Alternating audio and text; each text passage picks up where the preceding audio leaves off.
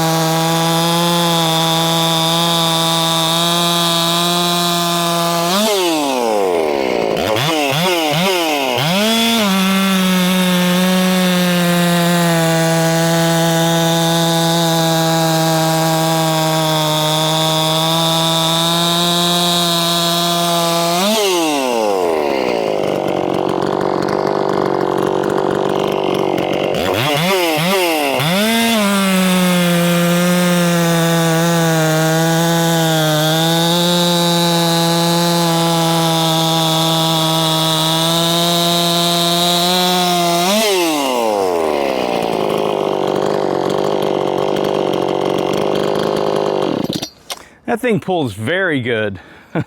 I'm not 100% sure about the speed or anything. I have a tack in my pocket. I just don't care how many RPMs it's pulling. I built this just to be a work saw, and I mean nearly all of my stuff is just work saw builds, really. I can't quite get to the race saw level yet. I'm doing well. There's nothing wrong with the saws I'm putting out for sure, but for the most part, they're just all work saws. So now I'm gonna go ahead and I'm gonna take that bar and chain, put it on the 562 XP, the Deuce, and see how it does.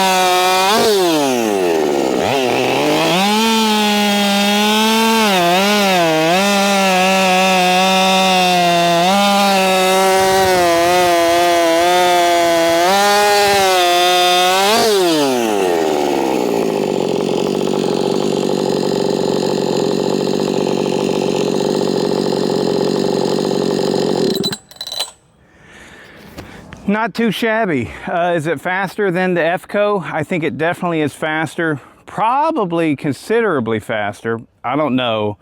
And by considerably, in a cut like this, if it's 1 second faster, 1 full second faster, then I would consider that considerably faster. Because in cuts like this, you gotta realize, I mean, 1 second is a long time. So, you know, 1/1000. Boop. Anyways, however, the Efco feels stronger. Now that could be because I am feeling the chain a lot more on the Efco. And that could be because the anti-vibe is not as good. It could also be because it doesn't have as much power. And the chain is not cleanly cutting through. It's causing the engine to not fail, but you know,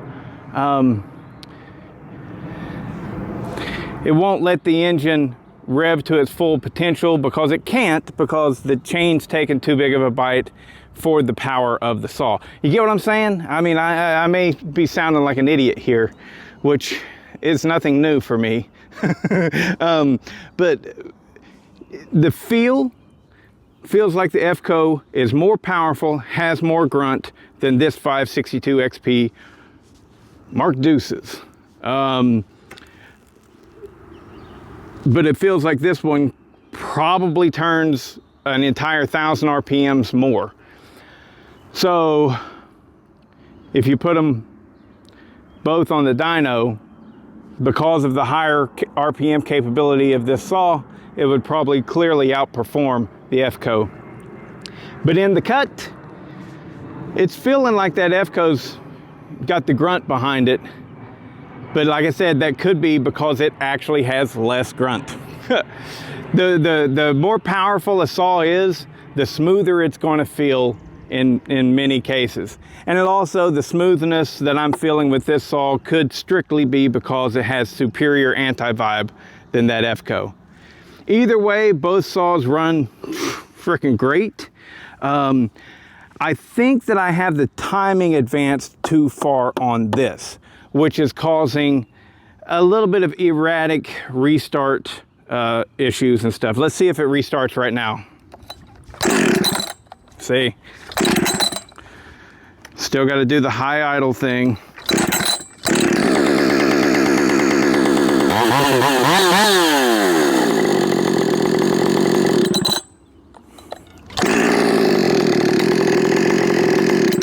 But at first I was thinking maybe I had a little bit too much intake timing with it. But you know, when I'm doing these videos, I'm just speaking on the fly. It's not like I've had time to sit and gather my thoughts or anything like that.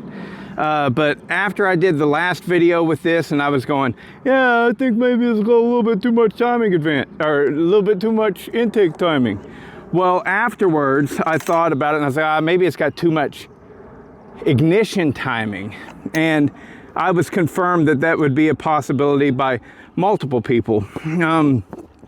It could also just simply need to be ran for a considerable amount of time so that the computer system really figures it out. And it's not even broken in at all, not even close. I mean, it's maybe a third of a tank has been ran through it, you know. So it's a brand new saw. So anywho, I love it. It feels freaking like magic in the hands. It really feels great.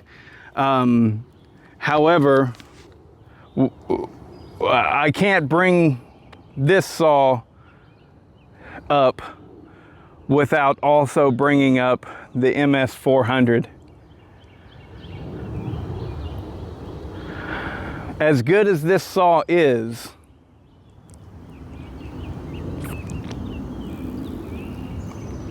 the MS400's better. Husqvarna.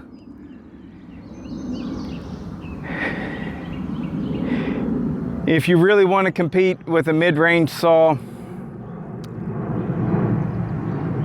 you might have to take this puppy and give it a few more cc's, because that MS400, when ported, now that I finally got mine running good, the whole time it was a carburetor issue. I put a new carburetor on there, fixed it, runs perfect now, and my God, is it powerful. And lightweight. It was considerably lighter than the Mark I 562, and it's still even lighter than this. So, yeah. At this point, I'm just spitballing and saying a whole bunch of crap.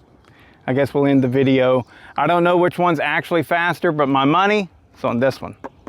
This one's going to be, I think, considerably faster. However, if you were looking for a more versatile saw, I don't know. This one's probably still more versatile than the Efco, because the Efco is heavy.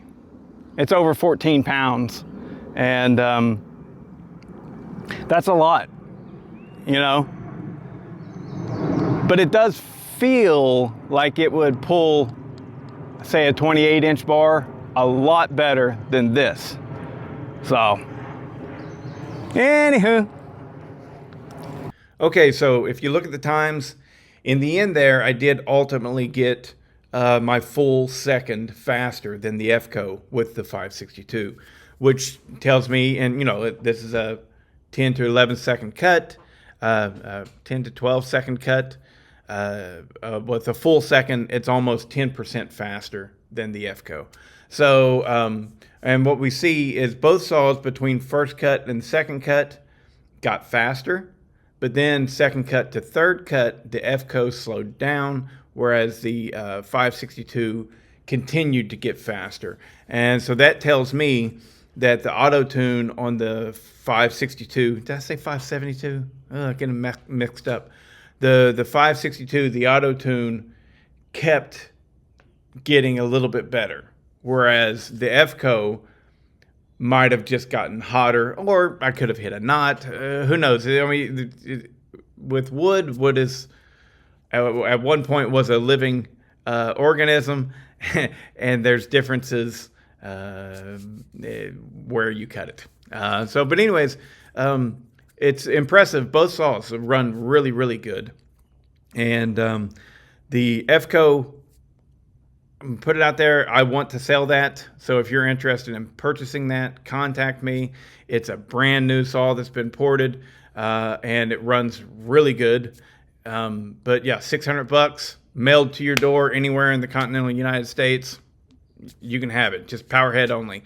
I'm not mailing the bar. The bar is a pain in the ass to mail. Anyways, if you're interested, contact me. My email is bodiechainsaws@gmail.com. And if you want that, you can look into the About section of this channel and find that. And give me the money and you'll get a saw. It's a good saw, but look, I've got plenty of saws, and I'm not an Efco guy. So $600 for a ported brand new Efco 6510, that's a pretty sweet deal.